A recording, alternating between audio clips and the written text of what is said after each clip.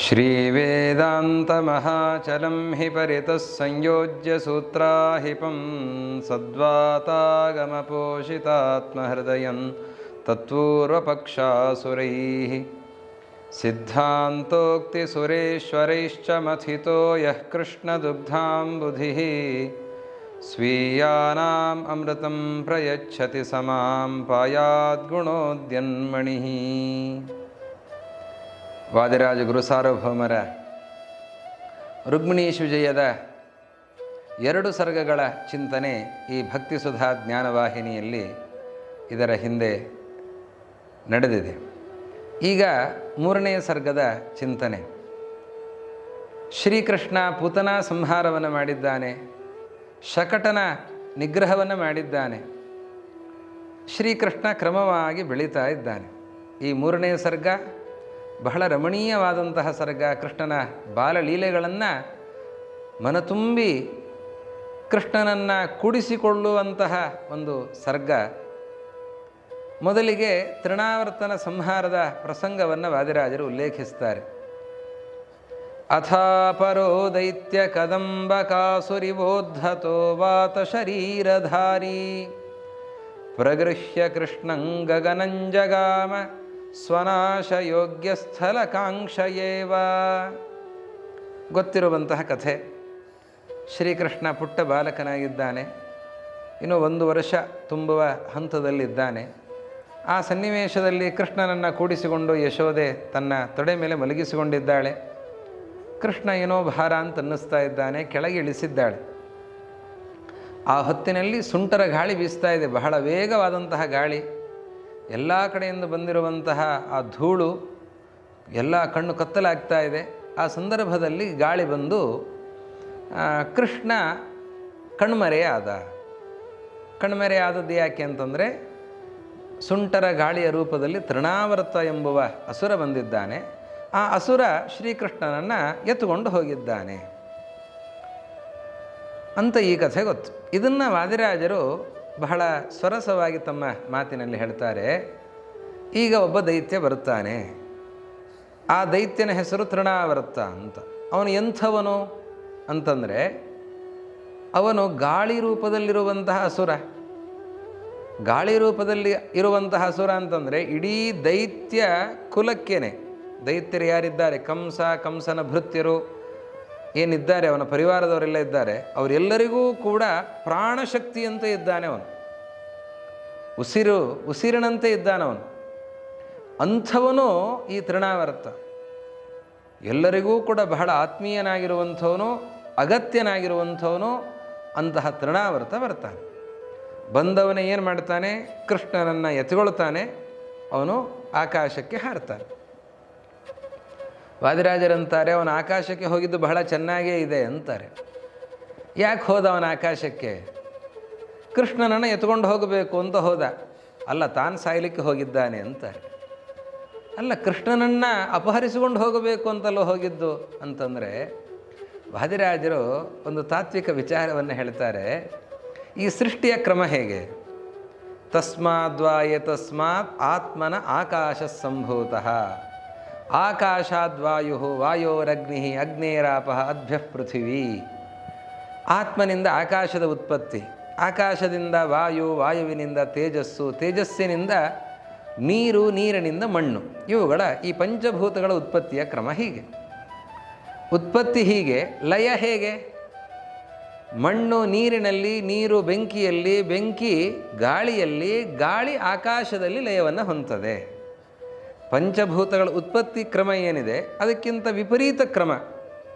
ಆಕಾಶದಿಂದ ಗಾಳಿ ಹುಟ್ಟಿತು, ಗಾಳಿಯಿಂದ ತೇಜಸ್ಸು ಹುಟ್ಟಿತು, ತೇಜಸ್ಸಿನಿಂದ ನೀರು, ಅದರಿಂದ ಮಣ್ಣು. ಲಯ ಹೊಂದುವಾಗ ಮಣ್ಣು ನೀರಿನಲ್ಲಿ ಲಯವನ್ನು ಹೊಂದದೆ, ನೀರು ತೇಜಸ್ಸಿನಲ್ಲಿ, ತೇಜಸ್ಸು ವಾಯುವಿನಲ್ಲಿ, ವಾಯು ಆಕಾಶದಲ್ಲಿ. ಹಾಗಾದರೆ ವಾಯುವಿಗೆ ಲಯ ಎಲ್ಲಿ? ಆಕಾಶದಲ್ಲಿ. ಇವನು ಎಂಥವನು? ವಾಯುರೂಪದ ಅಸುರ. ಅಂದರೆ ತಾನು ಸಾಯಲಿಕ್ಕೆ ಬಂದಿದ್ದಾನೆ. ಸ್ವನಾಶ ಯೋಗ್ಯ ಸ್ಥಳ ಕಾಂಕ್ಷಯ ಇವ. ತಾನು ಸಾಯೋದಕ್ಕೆ ಸರಿಯಾದ ಸ್ಥಳ ಯಾವುದು ಹುಡುಕೊಂಡು ಬಂದಂತೆ. ತಾನು ಸಾಯೋದು ಎಲ್ಲಿ? ಆಕಾಶದಲ್ಲಿ. ಹೀಗಾಗಿ ಆಕಾಶಕ್ಕೆ ಕೃಷ್ಣನನ್ನು ಎತ್ತುಕೊಂಡು ಹೋಗ್ತಾ ಇದ್ದಾನೆ.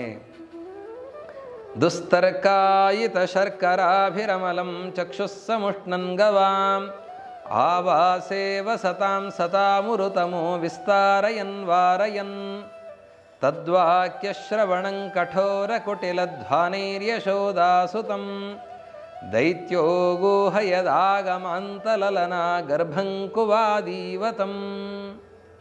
ಅವನು ಬರ್ತಾ ಇದ್ದಂತೆಯೇ ಎಷ್ಟು ಭಯಂಕರವಾಗಿ ಬಂದ ಅವನು. ಸುಂಟರ ಗಾಳಿ ನೋಡಿ, ಆ ಸುಂಟರ ಗಾಳಿ, ಆ ಗಾಳಿ ಬೀಸುವಾಗ ಎಲ್ಲ ಕಡೆ ಧೂಳು ಹಾರತ್ತೆ. ಕಣ್ಣಿಗೆಲ್ಲ ಮಣ್ಣು ಎರಚುತ್ತಾ ಬರ್ತಾನೆ. ಆ ಕಣ್ಣಿಗೆ ಮಣ್ಣು ಎರಚುತ್ತಾ ಕಣ್ಣು ಕಾಣದಂತೆ ಮಾಡ್ತಾ ಇದ್ದಾನೆ. ಆ ಗಾಳಿ ಅದು ಎಲ್ಲ ಧೂಳನ್ನು ಎಬ್ಬಿಸುತ್ತೆ. ಆದ್ದರಿಂದ ಧೂಳು ಹೆಚ್ಚಾದಾಗ ಆವಾಗ ಸೂರ್ಯನ ಬೆಳಕು ಕೂಡ ಎಲ್ಲ ಕಡೆ ಬರೋದಕ್ಕೆ ಅವಕಾಶ ಆಗೋದಿಲ್ಲ, ಕತ್ತಲು ಆವರಿಸುತ್ತೆ. ಹಾಗೆ ಕತ್ತಲನ್ನು ಆವರಿಸ್ತಾ ಬರ್ತಾ ಇದ್ದಾನೆ. ಏನೂ ಕಾಣಿಸೋದಿಲ್ಲ, ಸುತ್ತಮುತ್ತ ಇದ್ದವರು ಕಾಣಿಸೋದಿಲ್ಲ, ಎಲ್ಲ ಕಡೆ ಕತ್ತಲು. ಇಷ್ಟು ಮಾಡಿ ಅವನು ಮಾಡಿದ ಕೆಲಸ ಏನು? ಕೃಷ್ಣ ಕಣ್ಮರೆಯಾಗುವಂತೆ ಮಾಡಿದ. ಇದು ಹೇಗೆ ಒಂದು ಒಳ್ಳೆಯ ದೃಷ್ಟಾಂತವನ್ನು ಕೊಟ್ಟು ವಾದಿರಾಜರು ಇದನ್ನು ನಿರೂಪಿಸ್ತಾರೆ.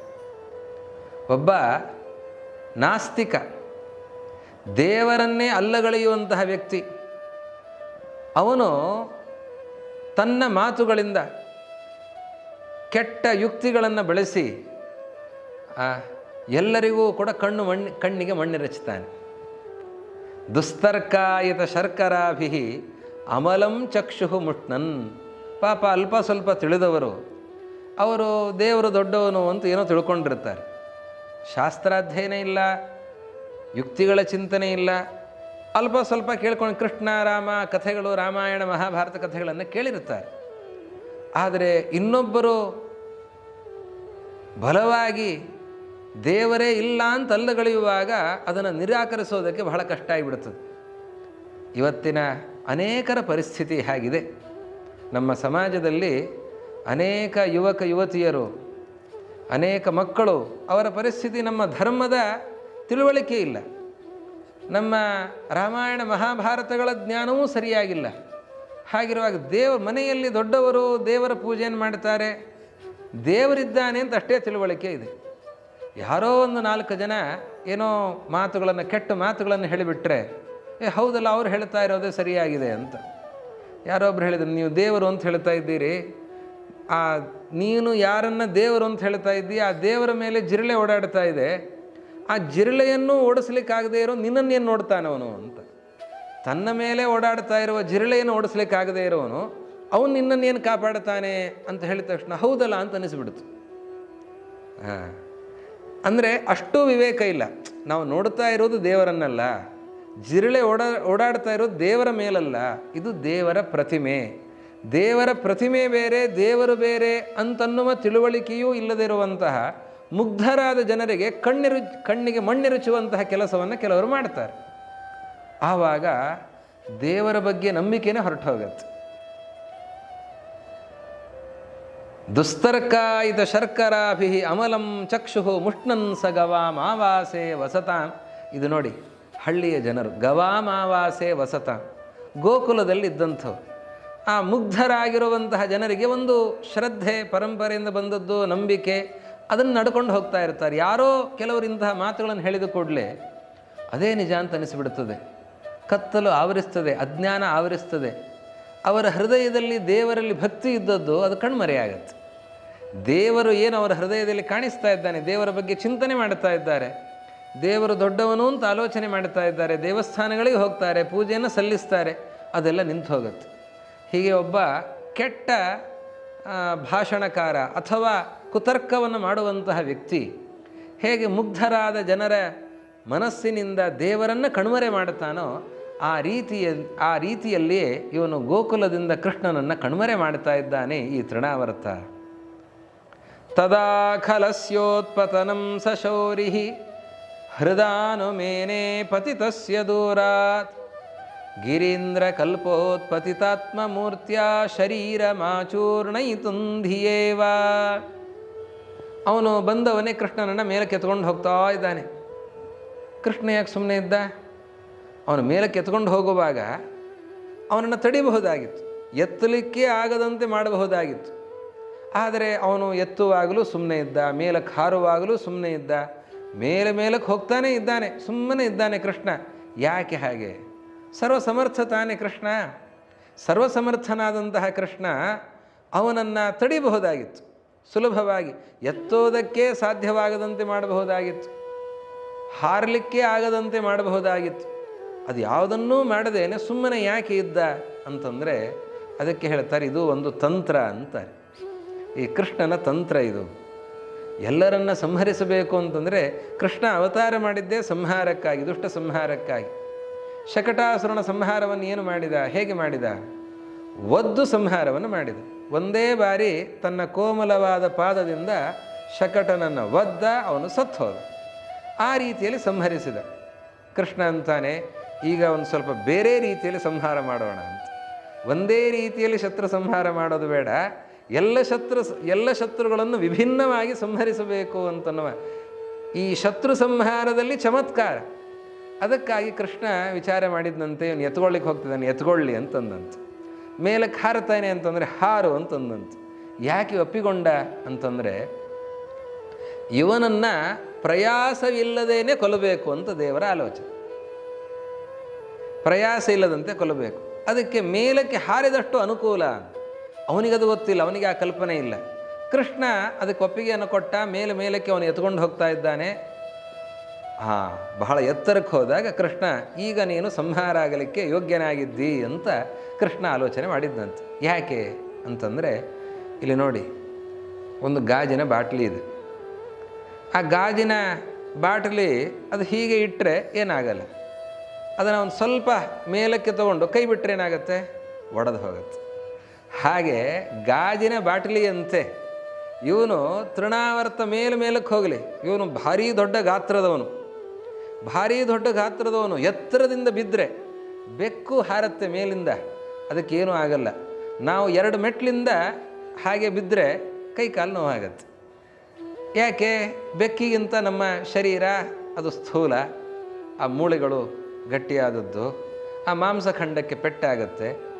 ಇದು ದೊಡ್ಡ ಗಾತ್ರಿಯೊಂದು ತೃಣಾವರ್ತನದು. ಅವನು ಎಷ್ಟು ಮೇಲಕ್ಕೆ ಹೋಗ್ತಾನೆ ಹೋಗಲಿ, ಮೇಲಿನಿಂದ ಅವನನ್ನು ಬೀಳಿಸಿದರೆ ಆವಾಗ ಶ್ರಮ ಇಲ್ಲದೆ ಆ ಮೇಲಿನಿಂದ ಬಿದ್ದವನೇ ಹತನಾಗಿ ಬಿಡುತ್ತಾನೆ. ನಾನು ಯಾವುದೇ ಪ್ರಯಾಸ ಇಲ್ಲದೇನೆ ಅವನ ಸಂಹಾರ ಮಾಡಬಹುದು ಅಂತ ಕೃಷ್ಣ ಒಪ್ಪಿಗೆಯನ್ನು ಕೊಟ್ಟಂತೆ. ಹೋಗು ಮೇಲಕ್ಕೆ ಹೋಗು, ಎಷ್ಟು ಮೇಲಕ್ಕೆ ಹೋಗ್ತಿ ಹೋಗು ಅಂತ ಕೃಷ್ಣ ಒಪ್ಪಿಗೆಯನ್ನು ಕೊಡ್ತಾನೆ. ಹರಿಂಸ ಸಂಸ್ಥಾಪ್ಯ ಹೃದಯ ಸ್ವಕೀಯೇ ಪರಿಭ್ರಮನ್ ವ್ಯೋಮ್ನಿ ಮುಹುಶ್ವಸಂಶ್ಚ ಗರನ್ನಿಪೀಯ ಭ್ರಮಿತಾಂತರಾತ್ಮ ಸರೋಧಿಯಾಭ್ರಂ ಪ್ರವಿಶನ್ನಿವಾಸ್ತೆ. ಕೃಷ್ಣನನ್ನು ಹಿಡ್ಕೊಂಡಿದ್ದಾನೆ, ತನ್ನ 2 ಕೈಗಳಿಂದ ಹಿಡ್ಕೊಂಡು ಮೇಲಕ್ಕೆ ಹೋಗ್ತಾ ಇದ್ದಾನೆ. ಅವನು ನಿಟ್ಟುಸಿರು ಬಿಡ್ತಾ ಇದ್ದಾನೆ, ಆಗ್ತಾ ಇಲ್ಲ. ಮೇಲಕ್ಕೆ ಹೋಗ್ತಾ ಕೃಷ್ಣ ಭಾರಾಗಿ ಬಿಟ್ಟಿದ್ದಾನೆ. ಕೃಷ್ಣ ಭಾರಾಗಿದ್ದಾನೆ, ಅವನಿಗೆ ಮೇಲಕ್ಕೆ ಹೋಗ್ಲಿಕ್ಕಾಗ್ತಾ ಇಲ್ಲ. ಅಲ್ಲೇ ತಿರುಗುತ್ತಾ ಇದ್ದಾನೆ. ಮೇಲಕ್ಕೆ ಹೋಗ್ಲಿಕ್ಕಾಗ್ತಾ ಇಲ್ಲ, ಕೆಳಗಿಳಿಲಿಕ್ಕೆ ಮನಸ್ಸಿಲ್ಲ, ಮೇಲಕ್ಕೆ ಹೋಗ್ಲಿಕ್ಕಾಗ್ತಾ ಇಲ್ಲ. ಆದರೂ ಕೂಡ ಅಲ್ಲಲ್ಲೇ ಇನ್ನೂ ಎತ್ತರಕ್ಕೆ ಹೋಗಬೇಕು ಅಂತ ಪ್ರಯತ್ನದಲ್ಲಿದ್ದಾನೆ. ಅದು ಹೇಗಿತ್ತು ಅಂತಂದರೆ ಗರಂ ನಿಪೀಯ ವಿಷಪಾನ ಮಾಡಿದರೆ ತಲೆ ಸುತ್ತು ಬಂದು ಎಲ್ಲಿ ಹೋಗ್ತಾ ಇದ್ದೇನೆ ಅಂತ ಗೊತ್ತಾಗಲ್ಲ. ಅವನು ಆ ವಿಷಪಾನ ಮಾಡಿದವನು ಎಲ್ಲೋ ಹೋಗ್ತಾನೆ, ಅವನು ಕೆರೆಗೂ ಹೋಗ್ತಾನೆ, ಎಲ್ಲೋ ಹೋಗಿ ಬೀಳುತ್ತಾನೆ. ಅದರಂತೆ ಇವನು ಆಕಾಶದಲ್ಲಿ ಅವನು ವಿಶ್ರಾಂತಿಯನ್ನು ಪಡೀಲಿಕ್ಕೆ ಅಂತ ಹೋಗುವಂತೆ ಅವನು ಮೇಲಕ್ಕೆ ಹೋಗಿದ್ದಾನೆ. ಮುರದ್ವಿಷಂ ಮೂರ್ಧ್ನಿ ನಿಧಾಯ ವಿಷ್ಣೋ ಪದಂ ಪ್ರವೇಷ್ಟುಂ ತ್ವರಯಾಗತೋಪಿ ಅಸೌಪಪಾತಾಮರವೈರ್ಯಧಸ್ತಾತ್ ಅಯೋಗ್ಯ ಕಾಮಸ್ಯ ಕಥನ್ನ ಪಾತಃ. ಬಹಳ ಮೇಲಕ್ಕೆ ಹೋದಂಥವನು ಕೃಷ್ಣನನ್ನು ಹೊತ್ತುಕೊಂಡು ಹೋಗಿದ್ದಾನೆ. ಕೃಷ್ಣನನ್ನು ಎತ್ತಿಕೊಂಡು ಅಷ್ಟು ಮೇಲಕ್ಕೆ ಹೋದಂತಹ ಆ ತೃಣಾವರ್ತ ಅವನಿಗೆ ಆಗದೇನೆ ಮೇಲಿನಿಂದ ಕೆಳಗೆ ಬೀಳ್ತಾ ಇದ್ದಾನೆ. ಕೃಷ್ಣನನ್ನು ಅವನು ಹಿಡ್ಕೊಂಡಿದ್ದ, ಕೃಷ್ಣ ಭಾರವಾದ, ಕೃಷ್ಣನನ್ನು ಅವನು ಕೈ ಬಿಟ್ಟ, ಕೃಷ್ಣ ಅವನನ್ನು ಬಿಡಲಿಲ್ಲ. ಗಟ್ಟಿಯಾಗಿ ಅವನ ಕುತ್ತಿಗೆಯನ್ನು ಹಿಡಿದು ಬಿಟ್ಟಿದ್ದಾನೆ. ಬಿಡಿಸ್ಕೊಳ್ಳಿಕ್ಕಾಗ್ತಾ ಇಲ್ಲ, ತಡಿಲಿಕ್ಕಾಗ್ತಾ ಇಲ್ಲ, ಮೇಲಿನಿಂದ ಹೊತ್ತುಕೊಂಡು ಕೆಳಗಡೆ ಬೀಳ್ತಾ ಇದ್ದಾನೆ. ವಾದಿರಾಜರು ಇದನ್ನು ಬಹಳ ಚಮತ್ಕಾರದಿಂದ ವರ್ಣಿಸ್ತಾ ಇದ್ದಾರೆ. ಇಲ್ಲಿ ನೋಡಿ, ಆ ತೃಣಾವರ್ತ ಅವನು ಕೃಷ್ಣನನ್ನು ಹೊತ್ತುಕೊಂಡಿದ್ದಾನೆ. ದೇವರನ್ನು ಮೇಲೆ ಹೊತ್ತುಕೊಂಡು ಹೋಗ್ತಾ ಇದ್ದಾನೆ. ದೇವರನ್ನು ಮೇಲೆ ಹೊತ್ತುಕೊಂಡು ಹೋದವರು ಎತ್ತರಕ್ಕೆ ಹೋಗ್ತಾರೋ ಕೆಳಗೆ ಬೀಳುತ್ತಾರೋ? ಎತ್ತರಕ್ಕೆ ಹೋಗ್ತಾರೆ. ಆಮೇಲೆ ಅವನು ಹೋಗ್ತಾ ಇರೋದು ಎಲ್ಲಿಗೆ? ವಿಷ್ಣು ಪಾದಕ್ಕೆ. ಆಕಾಶವನ್ನು ವಿಷ್ಣು ಪಾದ ಅಂತ ಹೇಳ್ತಾರೆ. ವಿಷ್ಣು ಪಾದ ಪ್ರವೇಶವನ್ನು ಮಾಡ್ತಾ ಇದ್ದಾನೆ. ವಿಷ್ಣು ಪಾದವನ್ನು ಪ್ರವೇಶಿಸ್ತಾ ಇದ್ದಾನೆ. ದೇವರನ್ನೇ ತಲೆ ಮೇಲೆ ಹೊತ್ತುಕೊಂಡಿದ್ದಾನೆ. ಎಷ್ಟಾದರೂ ಬೀಳುತ್ತಾ ಇದ್ದಾನೆ. ಯಾಕೆ ಬಿದ್ದ ಹಾಗಾದರೆ? ದೇವರನ್ನು ಹೊತ್ತುಕೊಂಡವರು ಎತ್ತರಕ್ಕೆ ಹೋಗ್ತಾರೆ ಹೊರತು ಬೀಳೋದಿಲ್ಲಲ್ಲ. ಇವನು ಯಾಕೆ ಬೀಳ್ತಾ ಇದ್ದಾನೆ ಅಂತಂದರೆ ದೇವರು ಎಲ್ಲರಿಗೂ ದಕ್ಕೋದಿಲ್ಲ ಅಂತಾರೆ. ಅಯೋಗ್ಯ ಕಾಮಸ್ಯ ಕಥನ್ನ ಪಾತಃ. ಅವನು ಅಯೋಗ್ಯ. ಅವನು ತೃಣಾವರ್ತ ಅಯೋಗ್ಯ. ಅಯೋಗ್ಯನಾದವನು ಏನು ಬಯಸ್ತಾ ಇದ್ದಾನೆ? ನಾನು ದೇವರನ್ನು ಹೊತ್ತುಕೊಂಡು ಹೋಗ್ತೇನೆ ಅಂತ ಬಯಸ್ತಾ ಇದ್ದಾನೆ. ದೇವರನ್ನು ಹೊತ್ತುಕೊಂಡು ಹೋಗಲಿಕ್ಕೆ ಈ ಅಯೋಗ್ಯನಿಗೆ ಸಾಧ್ಯ ಇದೆಯಾ? ದೇವರನ್ನು ಹೊರಲಿಕ್ಕೆ ಯಾರಿಗೂ ಆಗೋದಿಲ್ಲ. ಅಂಥದ್ದು ನಾನು ಹೊತ್ತುಕೊಂಡು ಹೋಗ್ತೇನೆ ಅಂತ ಅಯೋಗ್ಯನಾದಂತಹ ತೃಣಾವರ್ತ ಬಯಸ್ತಾ ಇದ್ದಾನೆ ಅಂತಂದರೆ ಅವನಿಗೆ ಅಧಃಪಾತವೇ ಖಚಿತವೇ ಹೊರತು ಅವನಿಗೆ ಉನ್ನತಿ ಆಗಲಿಕ್ಕೆ ಸಾಧ್ಯವೇ ಇಲ್ಲ ಅಂತ ಹೇಳಿದರು.